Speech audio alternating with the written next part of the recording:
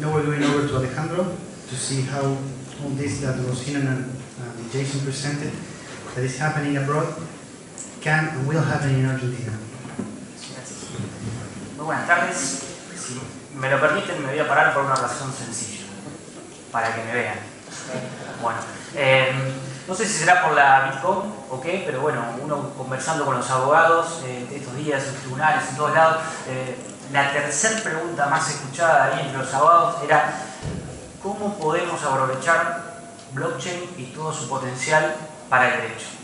¿No? Esa era la tercera, ¿no? La primera era ¿qué es blockchain? Y la segunda, de nuevo, ¿qué es blockchain? A pesar de que, como decía Diego hace un ratito, blockchain estamos leyendo o aparece esa palabra a cada rato en un montón de lugares, bueno, lo cierto es que todavía para la mayoría de los abogados sigue sonando raro, ni hablar cuando comentaban recién o hablábamos de smart contracts. Por eso parecía interesante un poco para esta pequeña conversación titularla algo así como Satoshi y los argonautas, ¿no? Jugando con las palabras y con la idea del mito griego de Jasón y los argonautas y la aventura que les esperaba a esas personas que se aventuraban justamente a lugares desconocidos, a llevar adelante tareas que parecían imposibles. Bueno, aquí estamos con Satoshi y los abonautas. Estos abonautas que empezamos a buscar esa especie de belloncino de oro que es blockchain y efectivamente tratar de ver cómo podemos entender esa tecnología y cómo eventualmente podemos aprovecharla en nuestra tarea. Evidentemente, trabajar con blockchain, hablar de smart contract, de Bitcoin, nos lleva, como decíamos, en un viaje de algunas cosas que conocemos, algunos conceptos, algunas ideas que manejamos habitualmente, contratos, negocios, acuerdos, firmas, documentos, pero obviamente nos empieza a introducir otros conceptos que son muy ajenos a nosotros, ¿no? Programación, algoritmo, automatización, desintermediación. Atención con esa palabra, algo se mencionó, pero mucho más desde el punto de vista técnico. Me parece que los abogados vamos a tener que prestar mucha atención a esa palabra, desintermediación. Bueno, entonces, como decíamos, esto nos invita a conocer nuevos mundos para la abogacía.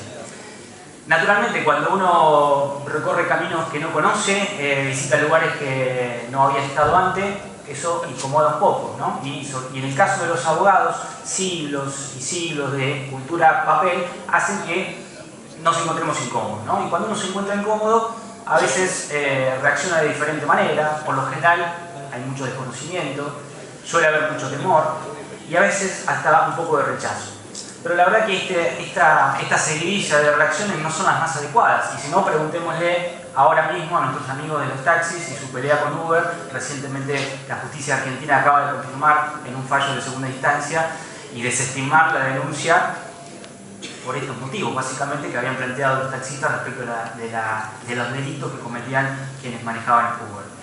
Entonces, quizás tenemos que parar un poco la amígdala, tenemos que tranquilizarnos un poco y por ahí ver qué es lo que conocemos y qué podemos aprovechar. ¿De qué podemos tomarnos? Bueno, podemos tomarnos de estas tecnologías que están muy maduras, que se han desarrollado, a las cuales tenemos acceso. No hay que ser un informático de la NASA para por lo menos conocer o tener acceso a este tipo de tecnologías.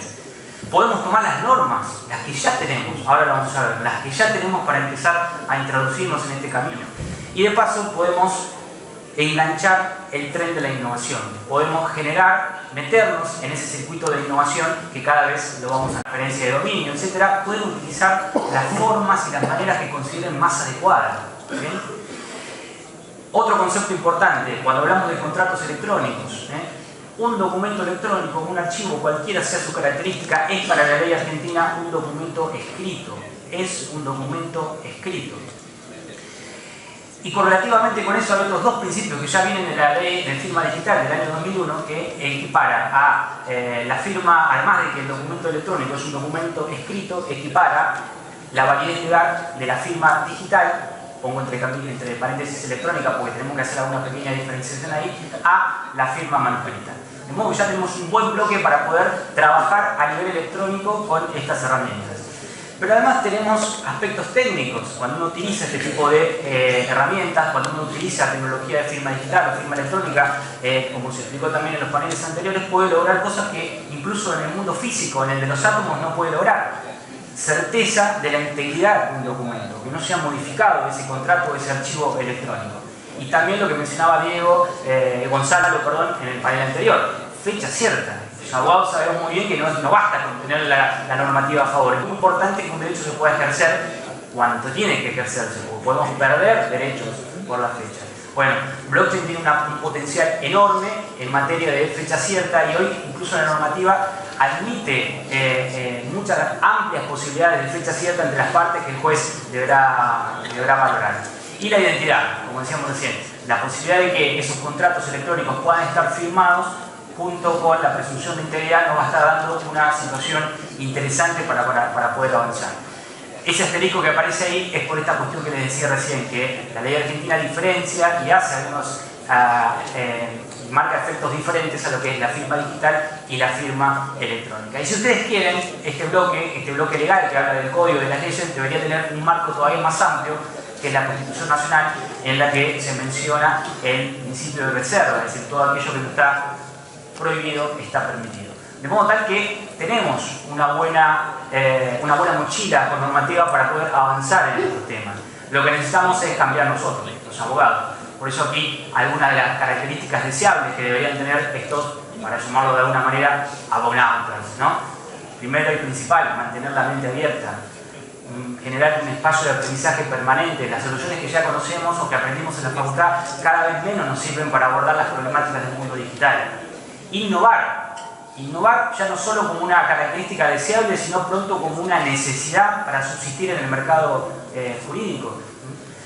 Comprender cuáles son los desafíos que nos deparan estos cambios, ¿sí?